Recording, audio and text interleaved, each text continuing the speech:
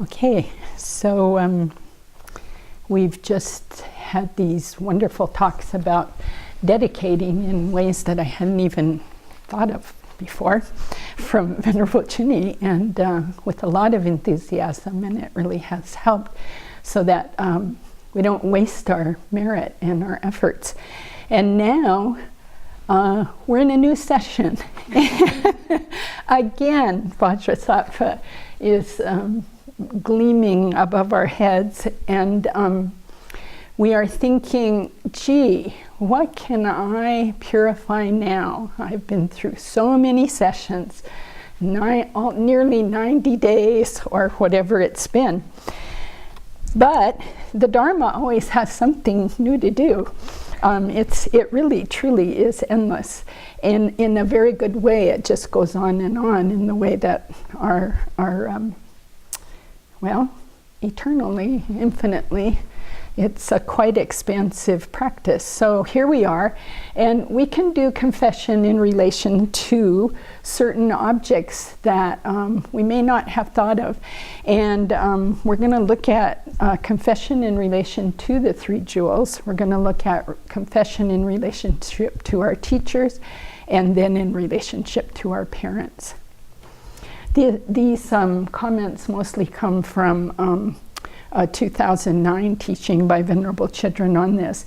And she was looking at and using Shantideva's confession chapter out of the way of the Bodhisattva. And it's chapter 2, it's an amazing chapter to read over and over and over. And she's looking at certain verses, so we'll use that as part of the framework. But you remember back when we were talking about karma and the heaviness of karma, and is it a complete karma and is it not a complete karma? But even if it's not a complete karma, we don't want to go there, as they say.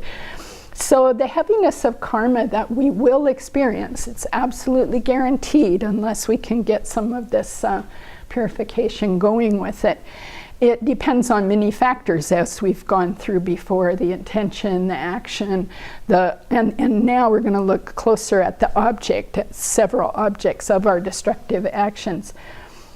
You know, just on a common level, we have different relationships to different objects, and it's funny calling them objects because people don't, in the West, we don't call people objects. It's kind of an insult, but this is just a technical term for the subject, the action, the object, a way to talk about it.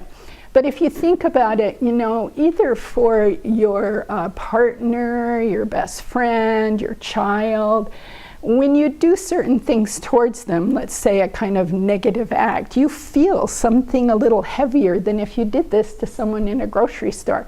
Now, this could just be our lack of equanimity, but really we have special relationships, and the law even recognizes this too. We have fiduciary relationships towards certain people. We've taken on certain responsibilities. We've built a more dense connection with them.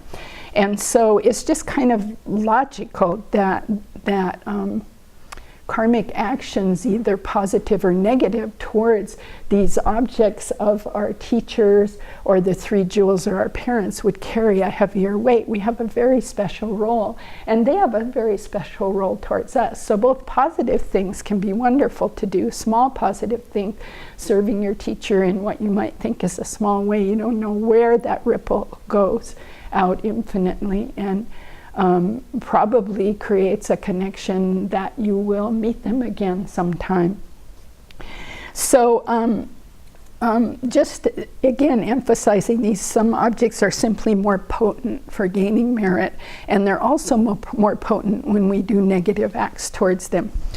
So we're going to look at the verses Venerable was teaching off of and commenting on, and there's many in this chapter, but there's 4 key ones, and I'm going to just read them.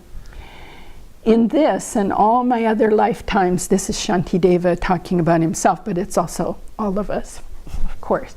In this and all my other lifetimes, wandering in the round without beginning, blindly I have brought forth suffering.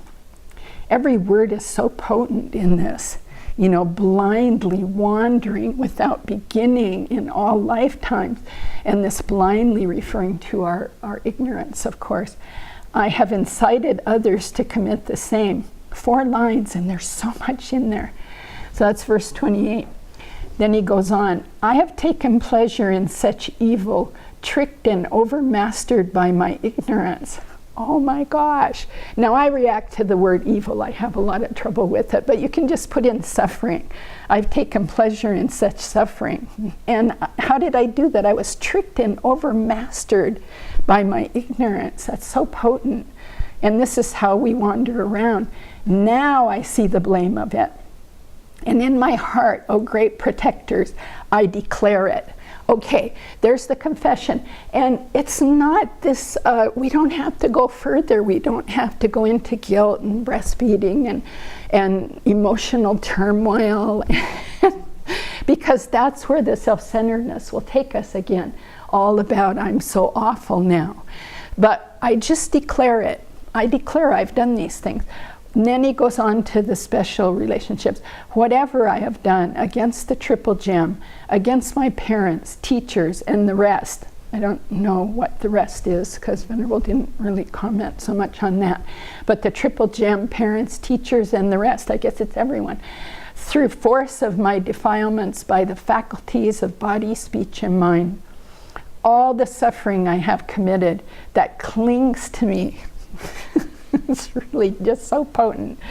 That clings to me through many destructive deeds. All the frightful things I have caused to be, I openly declare to you, the teachers of the world. So that's it. These 4 incredibly potent verses out of Shantideva. And as he points out, it's an open declaration. I've done this. That's plenty. We don't have to go further. I have done this. Owning up is huge. And that's it. And it involves all the 10 destructive actions.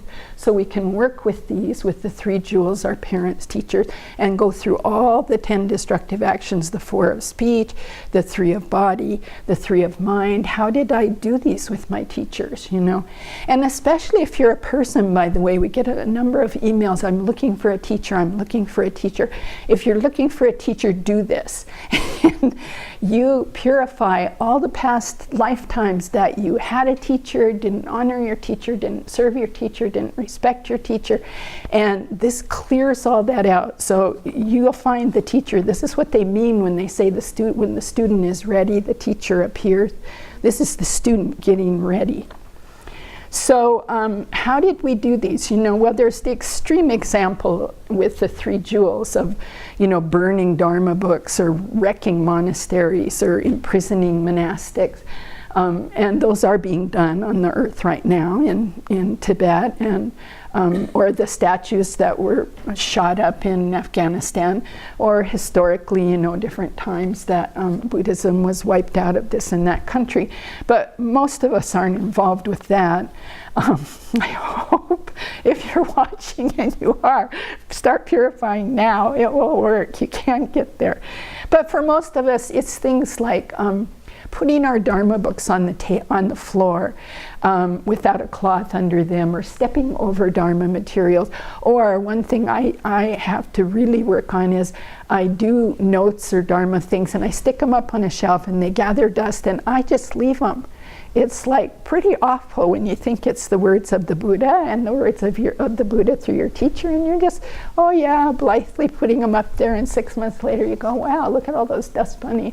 It's like, what is that about? It's this mind of ignorance, So mostly we would be doing that, keeping things in our Dharma materials or statues in low, dirty places, not respecting them, and the same for any representations of the Buddhas or our teachers. We really want to be respectful of them. And one thing I like here at the Abbey is people can freely, without embarrassment, bow to any kind of holy object. So we're constantly coming in and bowing to the mirror, at the mural, and bowing here and there. So it's a wonderful way to treat your holy objects. Also, offerings on our altars, Venerable pointed out, not setting them up mindfully, I do water bowls every morning on my little altar, and some mornings I get done and I'm in the bathroom or something and I go, wow, did I even do that? So this mindless, but really wanting to focus and say, I'm making an offering and I want to really do that. And also taking them down, especially with any craving, like, oh, I really want that cookie, and so I'm really glad the day is over because I'm going to take it down and get it for myself. The other thing she has talked about is not getting caught up with, oh, this representation of the Buddha is beautiful and this one's not. This statue's pretty, this statue's not. That's just personal preference. It has nothing to do. We want to be honoring these representations and the effort someone made to make them. So we want to be thinking about that. Also not respecting monastics that were around for their vows that they're keeping and their renunciation. So those are common things we need to watch out for the 3 jewels, and that we can confess. And then I'm just going to do a little bit on the teacher today, and then I'm going to stop and we'll do more on the teacher, and we'll do the parents the next time. So Venerable has said for our Dharma mentors, it has to be someone that we see as the teacher. And it's an interesting thing in Buddhism. You decide your relationship to the teacher. The teacher doesn't run around and try and get you and proselytize and set up the relationship. She has said this many times. You decide how close you are. You decide your relationship. You form the relationship by the work that you do with your mind and heart. And of course, then the mentor is an incredibly potent object because they guide us on the path. I climbed Mount Hood when I was quite young, in early 20s, and I'd never climbed a mountain before, and just on a whim. And luckily went with a group of very skilled mountaineers because many things happened that were life-threatening, one of which was a snow bridge broke in when 2 climbers were on it. Luckily not me, because I wouldn't have known what to do and would have been in a 1,000-foot crevice. But it's a great metaphor for I wouldn't know how to get up there and get back down. And this is what the teacher is doing. We don't know how to get up there and get back down. As Venerable has said over and over, we've been guiding ourselves for endless lifetimes. And are you awakened with your own guidance? Are the ones you followed? So we need to be following someone who knows how to go there and get back. And we need on the way to treat them with incredible kindness, service, and respect. So if we haven't done those, then let's confess them in our very next Vajrasattva. More to come.